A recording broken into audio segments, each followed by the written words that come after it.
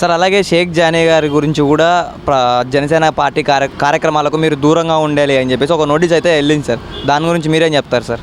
ఎందుకని అంటే ఆయన లైంగిక వేధింపులు వేధించారు అని చెప్పేసి ఒక మహిళ కంప్లైంట్ చేసిందని చెప్పేసి ఎవరిని ఒక మహిళ ఆయన జూనియర్ని కెలికాడనే అభియోగంతో ఏనండి అది మీడియాకి వచ్చేసరికి స్పందించి పార్టీ అతన్ని సస్పెండ్ చేసింది. అసలు దాని మీద జరిగిన వాదోపవాదాలు లేవు, దాని మీద ప్రెస్ మీట్ లేదు, ఇంకొకటి లేదు, దాని మీద న్యాయ నిర్ణయం లేదు. అప్పటి వరకు మీరు పక్కన ఉండండి అని చెప్పి సస్పెండ్ చేశారు. ఏం చెప్పారు? జానీ గారి దగ్గరికే వస్తున్నా. పవన్ కళ్యాణ్ గారు ఏం చెప్పారు?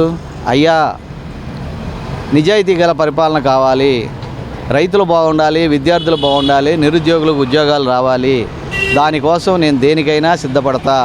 ఇంకొకటి అవినీతి అనేది రూపుమాపాలి, అట్లాగే మహిళలకు రక్షణ ఉండాలి. ఇలాంటి విషయాల్లో ఏ తేడా జరిగినా in case not my MLAs, not my MPs also, even me also try to give the punishment to me అన్నాడు అని నిజాయితీగా ఉంటున్నారు. ఇవాళ మన ప్రజారాజ్యం జనసేన వచ్చింది, మన టీడీపీ వచ్చింది, 2 లారీలు ఇసుక తోలుకుందాం, ఏదైనా 2 రేపులు చేద్దాం, 2 సెటిల్మెంట్ చేద్దాం అనుకున్న సెకండ్ క్యాటర్కి ఏమాత్రం అన్న అవకాశం ఇస్తున్నారా? ఇదే చంద్రబాబు, ఇదే పవన్ కళ్యాణ్ ఇస్తున్నారా? ఈవెన్ ఏ చిన్న తప్పు చేసినా సస్పెండ్ చేసి అవకాడ పారేస్తున్నాడు. అక్కడ చూడండి ఆదిమూలం ఆయన్ని ఎలా సస్పెండ్ చేశారో, ఇవాళ చూడండి జానీని ఎలా సస్పెండ్.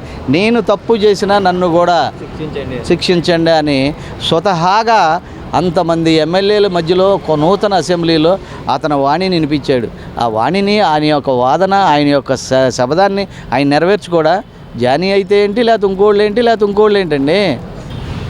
ఇదే దువ్వాడ మాధురి, దువ్వాడ ఆవిడ ఇంకో పేరు ఉందరా, దువ్వాడ శ్రీను కాదు, శ్రీను భార్య, వాళ్ళు అక్కడ చేసేది మీకు నచ్చిందా? అవెవరో శాంతికుమారి, నా బిడ్డకి తండ్రి పలానా అని చెప్పి ఆవిడ, అసలు నా బిడ్డకి తండ్రి ఎవరో చెప్పండి అని చెప్పి వాళ్ళ ఆయన. ఏమైపోయినాయి? అరగంట వస్తావా, గంట వస్తావా అని చెప్పి అడిగిన మా అంబటి రాంబాబు గారు. అట్లాగే మరి వైజాగ్లో అవంతి శ్రీనివాస్ గారు 10 నిమిషాల్లో వెళ్ళిపోదు కానీ రా అని. అట్లాగే ఇంట్లో పనిచేసేదాన్ని పట్టుకున్న ఒక ఎమ్మెల్యే, అదే సంథింగ్. ఎన్నని చెప్పాలి మీకు, ఎలా చెప్పాలి? అదే ఇవాళ ఆయన ఎవరో కాదు టీడీపీ ఎమ్మెల్యే, మొన్న టీడీపీ జిల్లా ప్రెసిడెంట్ని పట్టుకుంటే పేరు ఏదో సంథింగ్ ఉంది, ఆదిమూలం చక్కగా మరి ఇష్ట ప్రకారం ఆవిడ వచ్చినా కానీ దాన్ని కేసుగా క్రియేట్ చేశారా? She has filed the case. But ఆమె టెస్ట్కి రమ్మంటే ఎందుకు రాలా? అది రేప్ కేసు లాగా ఉందా? మీరు గమనించారు కదా మీడియా. ఒక ఆడది ఆదిపరాశక్తి, ఆడదాని ఇష్టం లేకుండా ఏ మగోడన్నా చేయగలడా రేపు? ఇంతవరకు ఈ భూమి మీద ఎవడో పుట్టల, ప్రపంచంలో ఎక్కడ ఎవడో అలా చెయ్యలేదు. అవునా?